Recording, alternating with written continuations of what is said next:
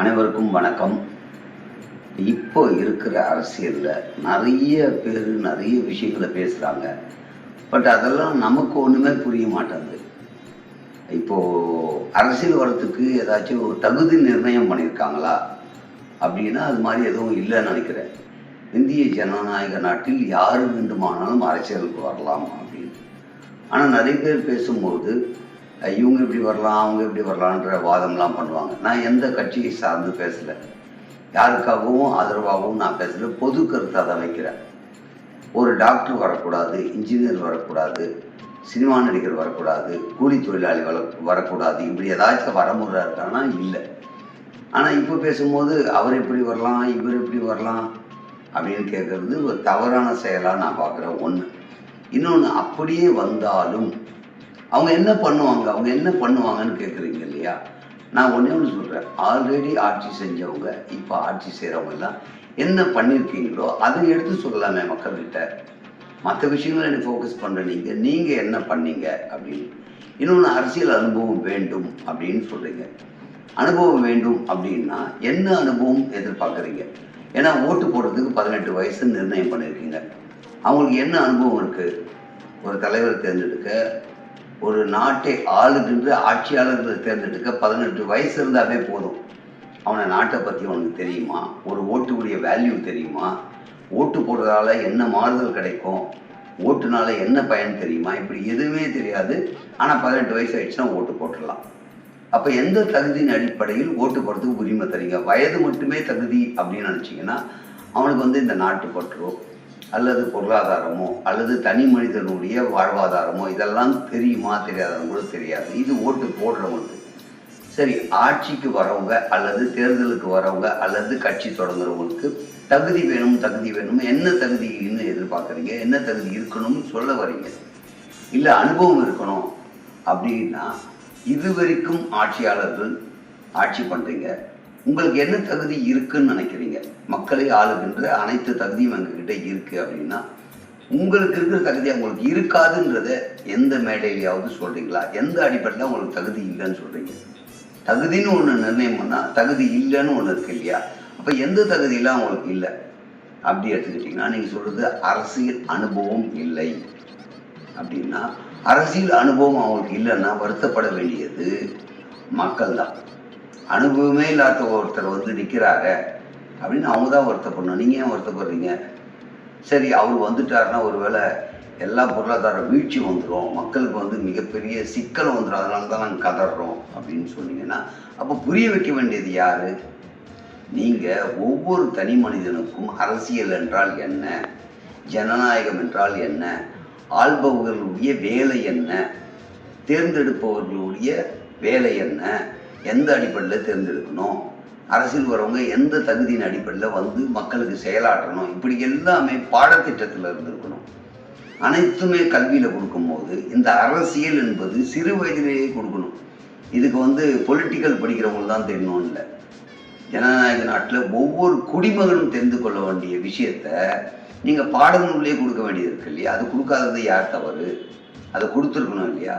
இந்த விஷயத்தை யோசித்து பார்க்கும்போது அரசியலுக்கு யாரெல்லாம் வரலாம் யாரெல்லாம் வரக்கூடாதுன்னு நிர்ணயமே கிடையாது.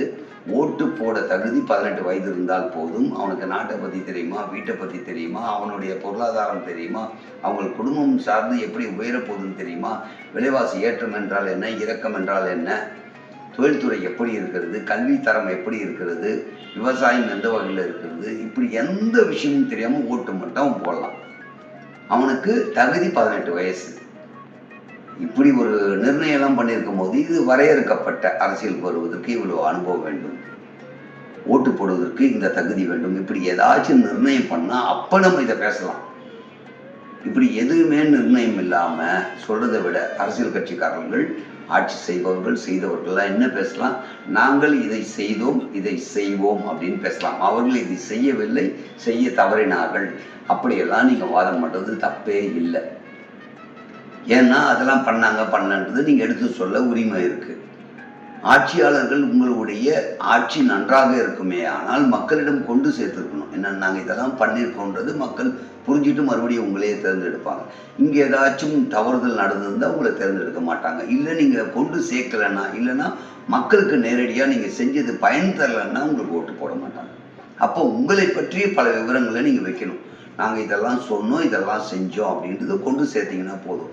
பட் நீங்கள் இவங்களை எதிர்க்கிறது, அவங்கள எதிர்க்கிறது, அவங்கள குறை சொல்கிறது, இவங்களுக்கு இதுலேயே பெரிய டைம் போயிட்டா மக்களுக்கு எப்போ சேவை செய்ய போகிறீங்க? மக்களுக்கு எப்போ உங்களுடைய தொண்டை கொண்டு சேர்க்க போகிறீங்க?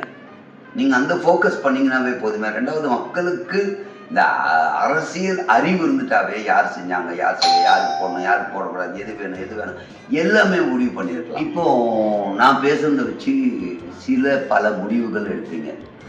இவர் இவருக்கு ஆதரவாக பேசியிருக்காரு, இவர் எதிர்த்து பேசுகிறார், அப்படிலாம் கிடையாது. நான் சொல்கிறது திருப்பி சொல்கிறேன்.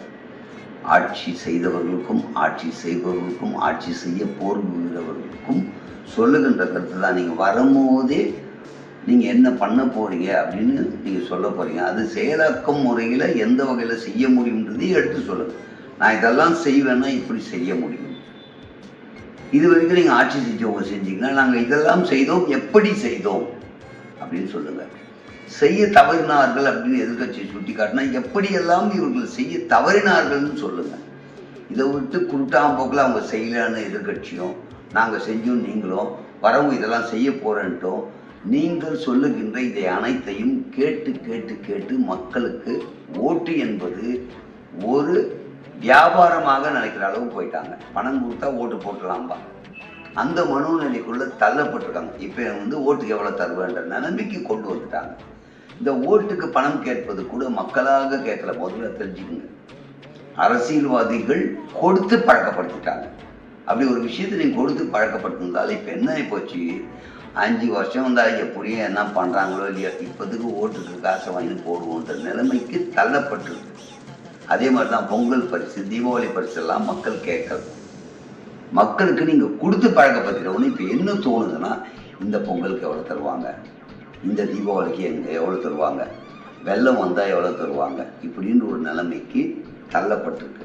இந்த வெள்ளம் வந்தால் கூட அது திடீர் நெருக்கடின்றதுலாம் நீங்கள் கொடுக்கறத விட ஒரு வகை நியாயம் தான். இந்த பொங்கல் தீபாவளிக்கெல்லாம் நீங்கள் கொடுக்கறது பழக்கப்படுத்திட்டீங்க. இன்னொன்று, பொங்கல் தீபாவளி கூட சுயமாக சம்பாதித்து அவன் அந்த ஃபெஸ்டிவலில் கொண்டாட முடியாத அளவுக்கு தான் இந்த 75 வருஷமாக அரசியல் நடந்துட்டு இருக்கு. எவ்வளவு கொடுமை பாருங்க. அவங்க வீட்டில் ஒரு ஃபங்க்ஷனு கொண்டாடுறதுக்கு அரசு எப்போ தரும் அதை வச்சு கொண்டாடலான்ற நிலைமைக்கு கொண்டு வந்தது யார்? 75 ஆண்டு காலமாக பல ஆட்சிகள் மாறி கூட இன்றும் கையேந்தும் அளவுக்கு தான் வச்சிருக்காங்க. இது ஒரு மிகப்பெரிய அவல நிலை. அதனால நான் திருப்பி சொல்றேன், இதை கட்சி சார்ந்து கட்சியை தாக்கியோ அல்லது ஒரு கட்சிக்கு ஆதரவாகவோ நிச்சயமா பேசுறது இல்லை. அப்படி நீங்கள் நினச்சிங்கன்னா அதுக்கு நான் பொறுப்பும் இல்லை. ஒருவேளை நான் பேசுறது அப்படிதான், நான் எந்த இடத்துல நான் பேசப்பட்டது தவறாக பேசியிருக்கேன், எந்த இடத்துல சரியாக பேசியிருக்கேன், தவறாக பேசியிருந்தால் கண்டிப்பாக திருத்திக் கொள்கிறேன். சரியாக இருக்கும் பட்சத்தில் நீங்கள் சொன்னால் மேலும் இது போல் பல கருத்துக்களை எடுத்து நான் பேச தயாராக இருக்கேன். மீண்டும் ஒரு முறை சொல்கிறேன், நான் அரசியலுக்கு வரலாமா அப்படின்னு ஒரு கேள்வி கேட்டிருந்தேன். வந்தால் எந்த கட்சிக்கு சேரணும்னு கேட்டிருந்தேன். இந்த 2 கேள்வியுமே தப்புன்னு கூட நினச்சிருப்பேங்க. வரலாமா, அது என்ன கேள்வி? வரணும்னா வா அப்படின்னு சொல்லலாம். எந்த கட்சி, அது என்ன கொள்கை அடிப்படையில் கோட்பாட்டின் அடிப்படையில் நீங்கள் போயிருக்கணும். அதை விட்டுட்டு எங்களை கேட்டால் அப்படின்னா, நான் ஒரு 20 லட்சம் பேர் சோஷியல் மீடியாவில் இருக்கேன். அந்த 20 லட்சம் பேருடைய கருத்து ஏன் கேட்டேன்னா, அந்த 20 லட்சம் பேரும் வேறு வேறு கட்சியை சார்ந்து வேறு வேறு சிந்தனை கொண்டவர்கள். நான் பாட்டுன்னு நாளைக்கு நல்லது செய்கிறதா நினச்சிட்டு ஏதோ ஒரு கட்சியில் சேர்ந்தேன்னா அத்தனை பேருடைய மனசில் நினைச்சுமா இவனும் சராசரி கட்சி விஷயமா தான் பேச ஆரம்பிக்கிறான் அப்படின்வாங்க. அந்த காரணத்துக்காக தான் கேட்டேன், ஒன்று உங்களுடைய முடிவு சொல்லுங்கள். அதில் 65% மேலே அரசியல் உங்களுக்கு வேண்டாம் அப்படின்னு சொல்லியிருந்தீங்க. சரி, சொன்னதை இப்போதுக்கு நான் எடுத்துக்கிட்டு அதே மாதிரி வழி நடப்போம் அப்படின்னு போகிறேன். இன்னொன்று, கட்சிக்கு ஏன் போகணுன்ற ஆசை வந்ததுன்னு ஒன்று இருக்கும்ல. ஏன் கட்சிக்கு போகணும் அப்படின்னா, நான் எந்த வீடியோ போட்டாலும் அதுக்கு கீழே ஏதோ ஒரு கட்சிக்காரங்க நீங்கள் இவங்களுக்கு ஆதரவாக பேசிட்டீங்கன்றாங்க, சிலர் இந்த கட்சிக்கு நீங்கள் எதிர்த்து பேசியிருக்கீங்கன்றாங்க. நான் எந்த கட்சிக்கும் பேசல, பொதுவாக பேசுகிறேன்றேன். அதற்காக எனக்கு பல சாயங்கள் பூசப்படுகிறது, பல கட்சிக்காரர்களாக பல கட்சியை சார்ந்தவனாக பூசப்படுது. அப்போ நான் நினைக்கிறேன், ஒரு கட்சியில் போய் சேர்ந்துட்டு அப்போ நடுநிலையாக பேசிடலாம். நம்ம பேசினா அவர் அந்த கட்சிக்காரர் தான்ப்பா, ஆனால் பேசுறது கரெக்டாக இருக்குது அப்படின்னாவும் சொல்லுவாங்கன்னு. அப்போ என்ன சொல்கிறாங்கன்னா, நீங்கள் கட்சிக்கு போயிட்டீங்கன்னா அதை சார்ந்து தான் நீங்கள் பேச வேண்டியிருக்கும், இல்லைன்னா நீங்கள் எது பேசுனாலும் அதை சார்ந்து பேசுகிற மாதிரி தெரிஞ்சிடும் அப்படின்னும் பலர் சொல்லியிருக்காங்க. இன்னும் ஒரு 45% பேர் 35% பேர் என்ன சொன்னாங்க, எங்கள் கட்சிக்கு வாங்க, எங்கள் கட்சிக்கு வாங்க, அந்தந்த கட்சியை சார்ந்தவங்க அதுவும் சொன்னாங்க. தற்காலிகமாக நான் 65% பேர் சொன்ன கருத்தை ஏற்றுக்கொண்டு எந்த கட்சிக்கும் வரவில்லை. நான் எப்போதும் போல உங்களில் ஒருவனாக, மக்களில் ஒருவனாக, இந்த நாட்டு பிரஜையின் ஒருவனாக அரசியலை என்னுடைய கண்ணோட்டத்தில் எப்படி பார்க்கிறேன், எப்படி இருக்க வேண்டும் என்று நான் நினைக்கிறேன். இப்படி தான் இருங்க நான் உங்களுக்கு சொல்ல முடியாது. ஏன்னா அதில் அவங்களுக்கு நிறைய சிக்கல்கள் பிரச்சனைகள் இருக்கும். அரசியலில் வந்து அவங்களுக்கு நிறைய சிக்கலுக்கு மேலோட்டமாக என்ன வேணால் சொல்லிட்டு போயிடலாம், யார் வேணால் சொல்லிட்டு போயிடலாம். நான் பல வீடியோவில் வந்து இதுதான் வந்து பிரச்சனைன்னு மட்டும் சொல்லுவேன், அதுக்கு தீர்வும் சில நேரங்களில் சொல்லியிருப்பேன், பல வீடியோலையும் சொல்லியிருப்பேன். இது இப்படி பண்ணுற நீங்கள் இப்படி பண்ணலாமே அப்படின்ற மாதிரி தான் சொல்லியிருப்பேன். வெறும் சுட்டி காட்டுவது மட்டுமல்ல, குறை சொல்வது மட்டுமல்ல, யதார்த்தத்தின் உண்மை. நானும் பாதிக்கப்பட்டவனாக, நானும் மகிழ்ச்சியாக ஏற்றுக்கொள்வனாக, சில சலுகை கொடுத்தா எனக்கும் யூஸ் ஆகும் போது அதை மகிழ்ச்சியாக பாராட்டுகிறேன். தவறாக இருக்கும் பட்சத்தில் நான் சுட்டி காட்டுகிறேன். அந்த வகையில் தொடர்ந்து என்னுடைய பணியை செய்வது சரியா தவறா என்றதை மட்டும் நீங்கள் கமெண்ட்டில் சொல்லுங்கள், திருத்திக்கிறேன். இந்த வீடியோ உங்களுக்கு பிடிச்சிருந்தா மற்றவங்களுக்கு ஷேர் பண்ணுங்கள். நன்றி.